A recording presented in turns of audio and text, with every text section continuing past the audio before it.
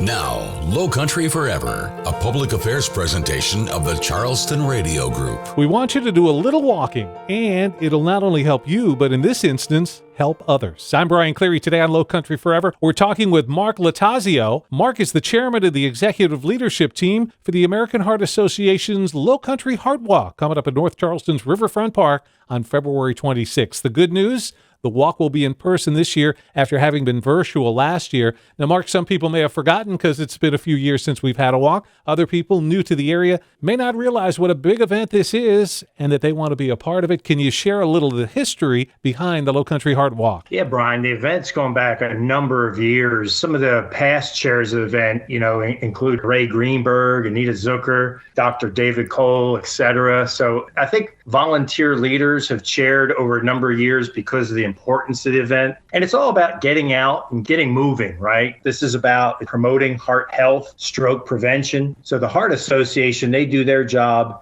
and it's our job to raise some money through the Heart Walk, but it also gives us all opportunity to get out there and get moving. So it's been happening a number of years, Brian, and to your question, the last 2 years has been really amazing. We've raised over $1 million each of the last two walks, last year's walk being virtual. So it was pretty much walk around your neighborhood. But this year, we're going to be face-to-face again at the Riverfront Park in North Charleston. And we want to three-peat. I don't know if that, that's been coined somewhere before.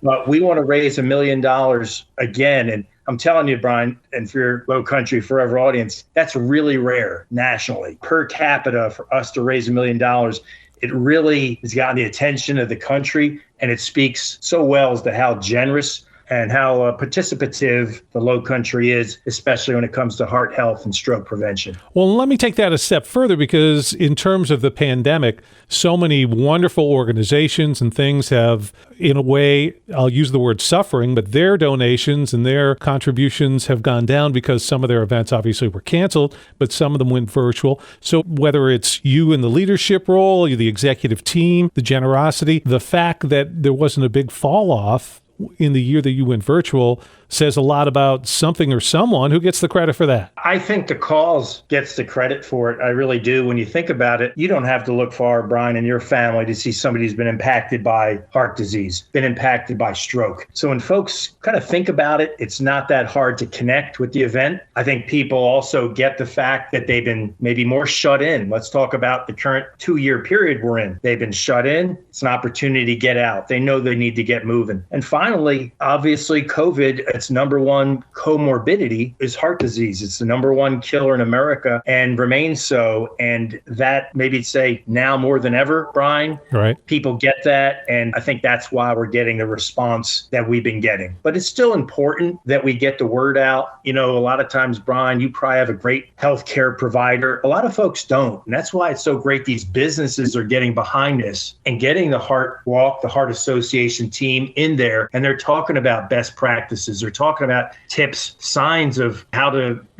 pick up on stroke and how to deal with a heart attack type of event. When the businesses get heart healthy best practices in there, that goes to their employees. And a lot of these folks throughout the Lowcountry, they don't have their doctor on speed dial. So what I like about the Lowcountry Heart Walk and where the money that we're raising is going, it really does mean heart care, heart health awareness for everybody, not the folks that readily have access to our health professionals in the Tri-County area, if that makes sense. And so for the February 26th event, obviously me as an individual, I can come out and be a part of it. But you mentioned businesses, and I think that plays a lot in terms of teams and groups. And a lot of the money raised that we've seen has come from teams and groups. Can you talk a little bit about the importance of that to this event and how that's such a key in the success of raising more than $1 million? Yeah, most of these teams, Brian, they have a champion. Obviously, the CEO, the C-suite executives, the owner of the company, they've got to get it. But they usually enlist a champion, someone who's also been impacted by heart disease somewhere in their family, and they really get passionate. They get other folks that feel equally as passionate, and they get a team out there, and it's really exciting. We all walked face-to-face 2 years ago down at Brittlebank Park. Now we're, as I said, this year we're in North Charleston at Riverfront. But you see a lot of enthusiasm out there, a lot of passion. A lot of children have been impacted. So again, I think, it is great. The business is getting behind it, getting a team engaged. Each one of those teammates, they register then they have the opportunity. It's a real nice little website. They can go out there, and it provides templates for them to raise money for heart health awareness, for stroke prevention. They can send out a solicitation to LinkedIn, to their Facebook friends. So the Heart Association makes it real easy to register, real easy for registrant to have a nice little platform with which they can raise money.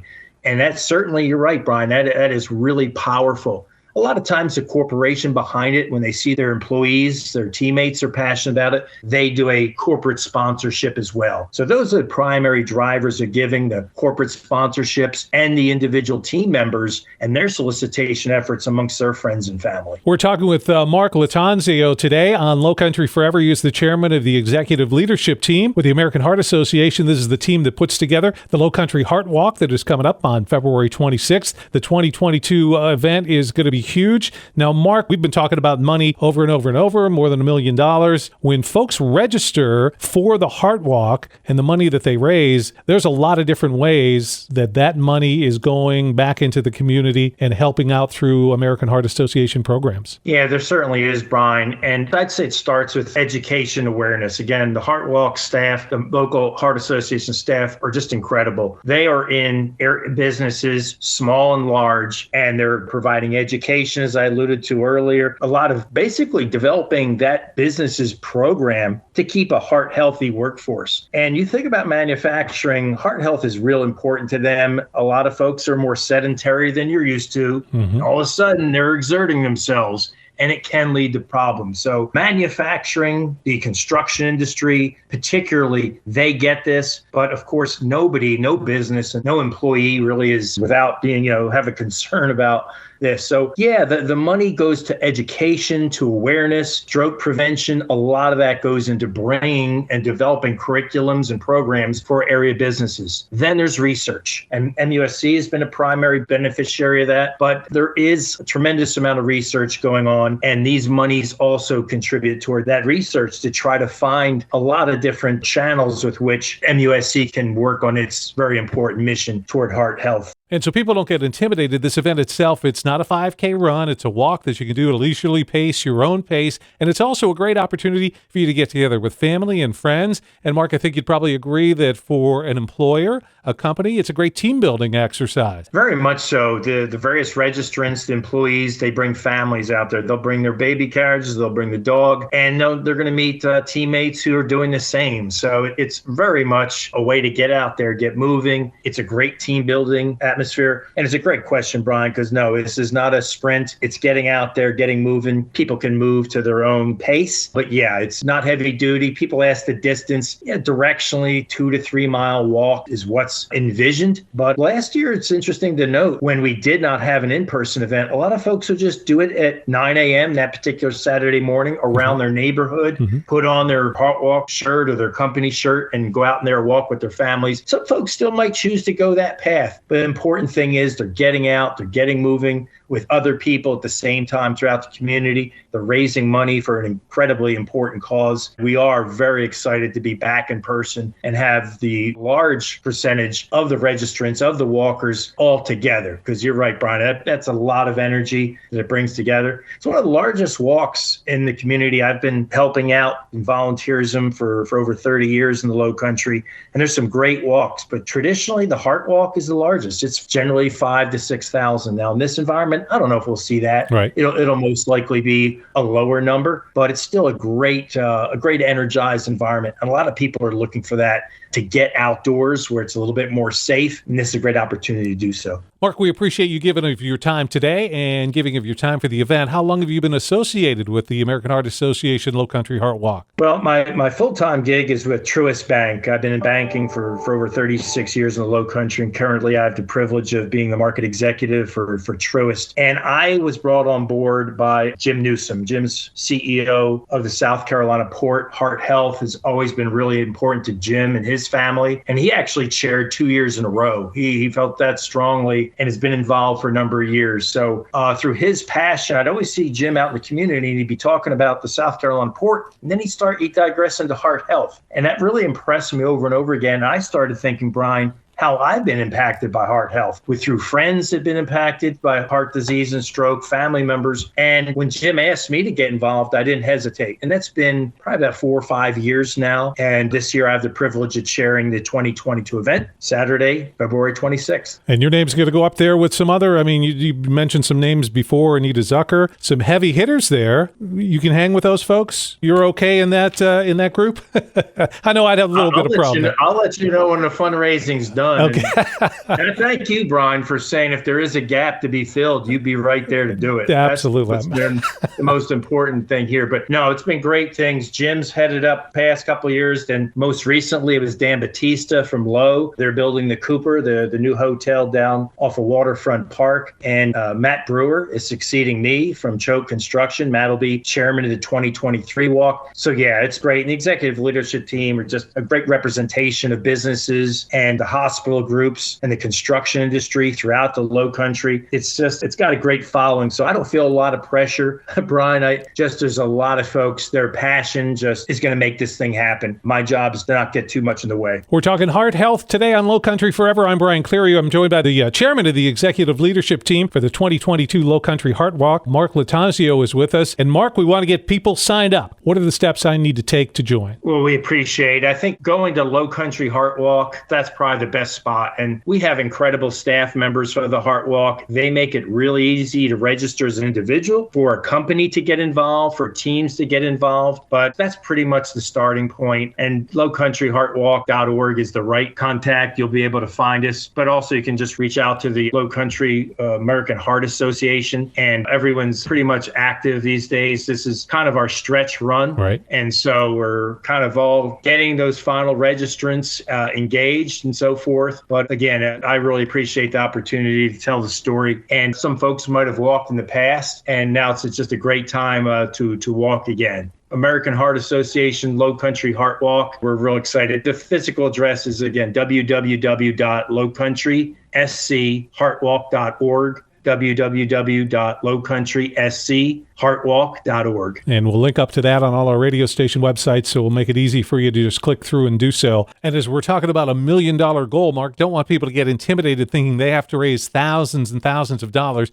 Every dollar counts when it comes to this walk. Boy, Brian, you couldn't have said it any better. It's very important. Again, when you think about it, you want folks to have an outlet to help others. It's all about helping others, caring for others, getting out, getting moving. And yeah, if they reach out to some friends and family, what you're going to find is certain folks that you never thought it's going to resonate with them. And they're like, wow, thank you so much for doing this. I didn't know it was important to you. And guess what? It's important to me. And they might raise $50, $100, $150 from 5, 6 people, 3, 4, 5 people. It adds up. There's no doubt. When I gave you the number of walkers we've had historically, those numbers add up, and they add up quickly. So yeah, very well said. It is a big number, but it takes a lot of folks to make it happen, a lot of organizations. I just say, give it a shot, reach out to some folks. There's a lot of folks out of town too. You'd be surprised what you hear back on how important heart health is to a lot of folks that are in your circle that you didn't know it was important to. Yeah, it really does affect so many people, so many families, so many individuals as well. So the 2022 Lowcountry Heart Walk, we want to get you out and be a part of that on February 26th. Mark, thanks so much for all the information. Thanks for your time today. Brian, thank you. And thank you for your Lowcountry Forever audience. And I hope to see you out there, Brian, Saturday, February the 26th. I'll be there, and we hope to see everyone at this year's Lowcountry Heart Walk with the American Heart Association.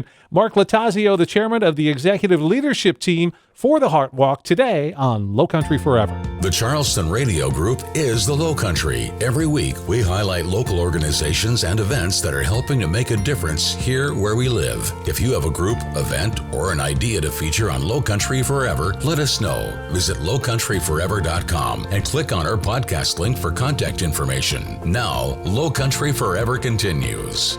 There are people and organizations all across the Lowcountry making a difference. You haven't heard of all of them. Today, we're going to introduce you to one out of Monk's Corner. I'm Brian Cleary, and today on Lowcountry Forever, we're joined by Pastor David Enzer. He is with Point North Church in Monk's Corner and created and is in charge of Hope Repair. You're wondering what it is? Pastor Enzer, can you fill people in? Hope Repair is actually home repair. but it is trying to give people some hope. Okay. What we're doing is being out in the community, repairing homes for people in Berkeley County that absolutely cannot do any better for themselves. The 4 things that we are laser focused on, it would be to spread the gospel and then get people safe, dry, and warm. I say if people call and say, would you come paint my house? We won't do that. That's cosmetic. But if somebody's roof is falling in and they have buckets in the floor catching rainwater, that's where we get involved. Will you come change the carpet in my house? The answer is no. We won't do that. That's cosmetic. But if somebody is walking across that floor and they're having to walk on the floor joist, walk on the beams in the floor because it's unsafe to be there, that's where we get involved. When somebody calls and says, my husband has had a stroke, he's in the hospital, can't come home until he gets a wheelchair ramp, that's where we get involved. That's what we do. We live in the Lowcountry. This is a growing area. Berkeley County, one of the fastest growing areas in the Palmetto State, maybe even in the nation. You showed me some pictures of some of the repairs that you've done. I think people would be surprised because I think people don't understand that this is as big a problem as it is. Absolutely, Brian. You're exactly right. If we look at the demographics of Berkeley County and how many people live at or below the federal poverty level, we believe that there's somewhere around 7,000 homes that need some kind of help. And one thing I want to point out is that this is for people that cannot do any better for themselves. If we believe that somebody can help themselves and chooses not to, then we say no. We don't help everybody that calls in. We help somewhere around 40% of the people that call and ask for help. And there's a variety of reasons for that. Sometimes they live outside the area. I've gotten a call from as far away as Pennsylvania. Oh, wow. That's a tad far for us to do that. And occasionally, we see situations, unfortunately, where the homes are so bad that we can't help them. Wow. There's some places we say, except for needing a new floor, new walls, new ceiling, new roof, new electrical, and new plumbing, it's in pretty good shape. But unfortunately, that's the places where some people live. It's where it is so deplorable that I say they exist instead of live. So, Pastor, somebody listening to this might go, oh, well, they're kind of like Habitat for Humanity. We have a great relationship with Habitat because we see that there's a symbiotic relationship there between the two organizations. I kid and say that Habitat is new, clean, and straight because they're building new construction generally. And we don't build new construction, so we are old, dirty, and crooked. we repair old. It does not have to be a house. Oftentimes, we work on trailers. Probably the vast majority of the places that we work on are trailers. That's what we're involved in. Now, you just passed a milestone recently of the 1,000th house that you've repaired. How long has the Hope Repair been in? How long have we been around? Good question. We started in October of 2009, so about 12 years. We did 12 homes the first year.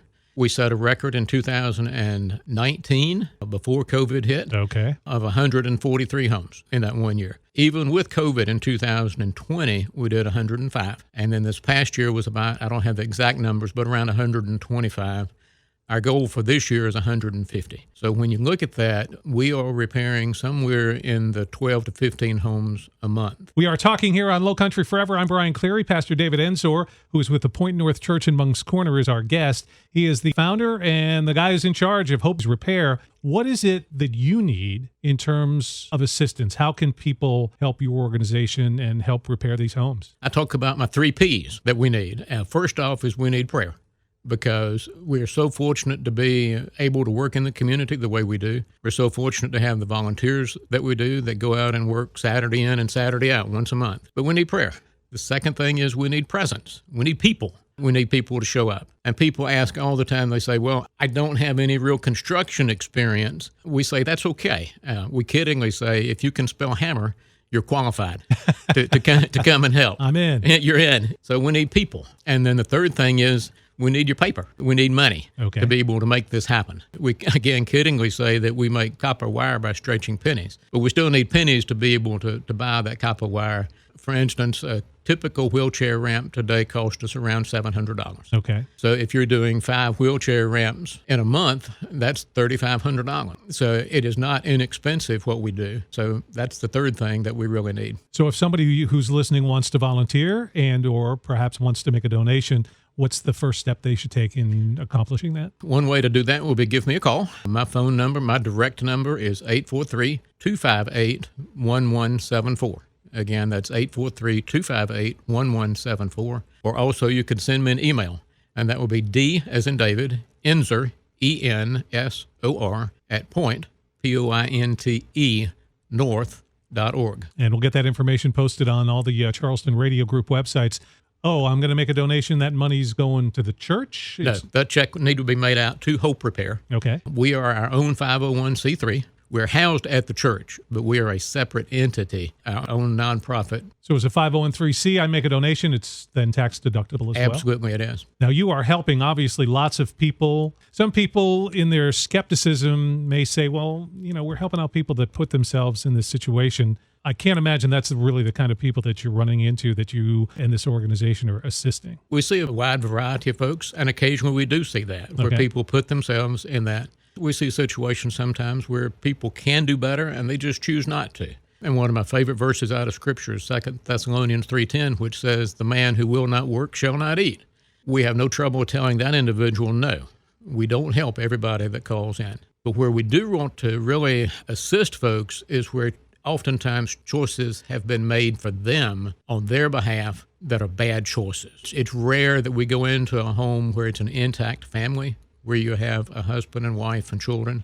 The vast majority of the individuals that we work for, this is not all-inclusive, but it's elderly or single moms, or you have a grandmama or great-grandmama taking care of children or great-grandchildren, because choices have been made. The husband has walked out, somebody's gotten hurt, had a stroke, had a heart attack, can't work.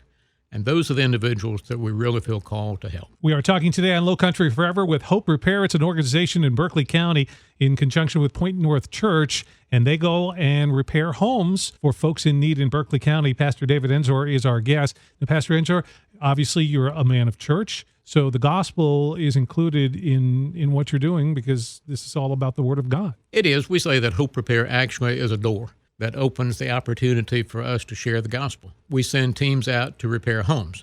But in addition to that, we send a team out that is what we call our evangelism team. We actually have two different groups of folks that go out and share the gospel with individuals, with families. We say they cannot pick up a hammer. They cannot get on a ladder to get on a roof. Their sole purpose, and this is what they're called to do, is to be able to go out and share love for many people that have not felt much love for a long period of time. Okay. It's amazing to me how many people that call in and I ask, where do you live, actually have a difficult time telling me where they live. And it took me a while to understand why that is, and finally came to the conclusion it's because nobody ever asks. Nobody ever comes to see them. If anybody ever shows up, it might be a family member or a friend that knows where they live, but I might be the first person in years that has asked them what their address is. And so when you have somebody walk in and be able to sit down and listen to them and share with them the love of Jesus, that's the real underlying foundation of what we want Hope Repair to be. So the need out there is obvious, and you're trying to do what you can to take care of that need. I don't know how big Point North Church is, but it sounds like you got a lot of volunteers. Are they all coming from your church? Where are these folks coming from? Absolutely, they're not. It sounds strange for me to say this. I don't want them to all be from our church. I love all our folks. Yeah, don't get me wrong there. I'll get in trouble with our senior pastor if I say that. But we have other churches that are involved. We have the Moncks Corner Rotary Club, the Daniel Allen Rotary Club. We have some businesses that are involved. But the problem is of such a large magnitude that you're talking about an issue that is much bigger than any one church or any one organization can handle. Okay. And when you look at 7,000 or 8,000 homes that need some kind of help, it is mind-boggling. Right now, we have over 100 people on a waiting list. Over 100 people, over 100 homes that are looking for your assistance, that repair. That's right. Wow. And it's probably a few more than that now because I left the office about mid-morning today.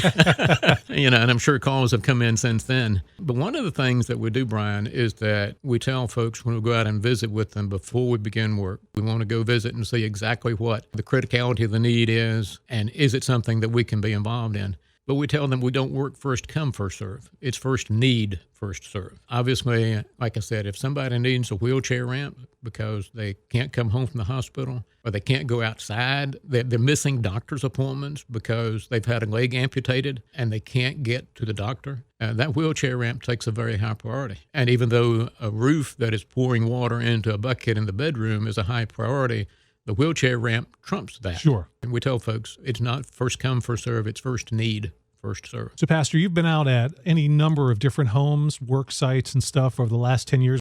This is kind of a generic question. I'm not sure where it's really coming from, but can you talk about a little of what you've learned in those 10 years, visiting those places and those people? Some of the things that I've learned is how resourceful and how resilient people are. Okay. When you see that lady that is living on fixed income in a dilapidated trailer out on the other side of nowhere, and she gets nothing but Social Security, and she's able to make ends meet, that's impressive. Yeah. It really is, that she is able to provide heat in her home most of the time. A lot of times we see homes that have no heat. She has running water most of the time, although we see a lot of places that have no running water in Berkeley County. But I see the resilience of those individuals, and especially when they're taking in grandchildren and still being able to in some way feed those grandchildren. I'm tickled to see the resilience. Something else that is really impressive to me would be our volunteers. And obviously, people in your church around the community have stepped up. Absolutely. You see that. And they are giving what I call, and I believe this, they give their most precious commodity, which is their time.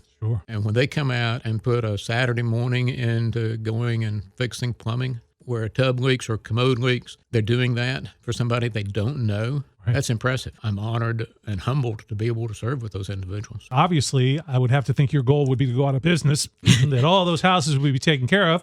That doesn't seem to be likely. So what's the future? What is the next step for you? Is there growth, or is it just, look, we just need to take care of what we can take care of? We want to see it grow. We had a celebration luncheon for our 1,000th home, and two of the things that I shared at that luncheon was that we want to see Hope Repair. We believe the model we put together is reproducible. Okay. I'm actually meeting with some individuals outside Berkeley County to talk to them about getting something like what we do started there, because it's not unique to Berkeley or Charleston or Dorchester. It's not unique to the Lowcountry. It's a problem throughout. So I want to see it to be reproducible.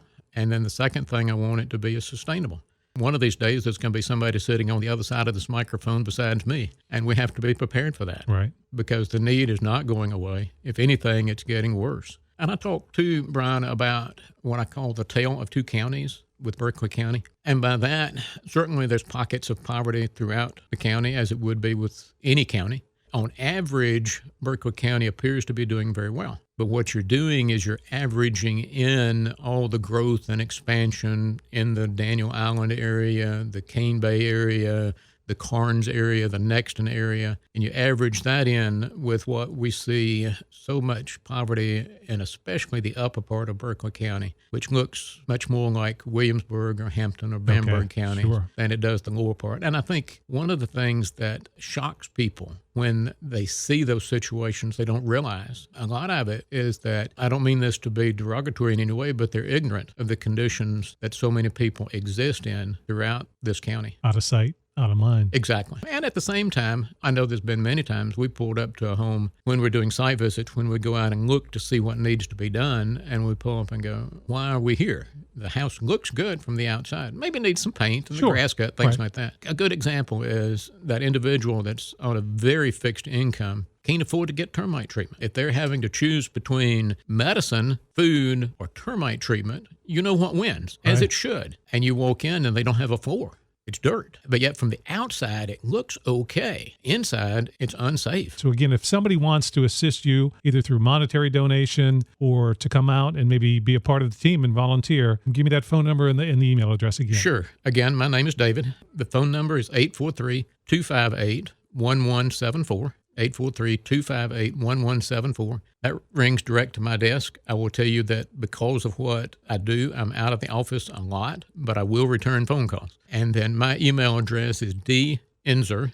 D as in David, ENSOR, at point, POINTE, north.org. And Pastor Inser, in our short time remaining, what can you tell us about Point North Church? We ask the question all the time, if Point North went away tomorrow, would the community miss us? And we want that answer to be yes, because not only do we have Hope Repair, which is the home repair side, we run a very robust food pantry ministry that we call Feed Berkeley. And that's a consortium of 6 or 7 churches that come together. And last year, we gave out roughly 100,000 meals in that. 100,000? 100,000. Wow. We don't serve food. We give out boxes of food to folks every Saturday morning. If you would love to come join us, we say we laugh and say that guys in ties are visitors because you don't have to dress up to come. We do a service every Sunday morning at 10 o'clock. From Point North Church in Moncks Corner and the man who is in charge of Hope Repair, making a difference in Berkeley County, he is Pastor David Enzer on Lowcountry Forever. Thanks for listening to Lowcountry Forever. If you missed any of this week's show, there's a complete recording under the podcast link at lowcountryforever.com. Lowcountry Forever is a public affairs presentation of the Charleston Radio Group.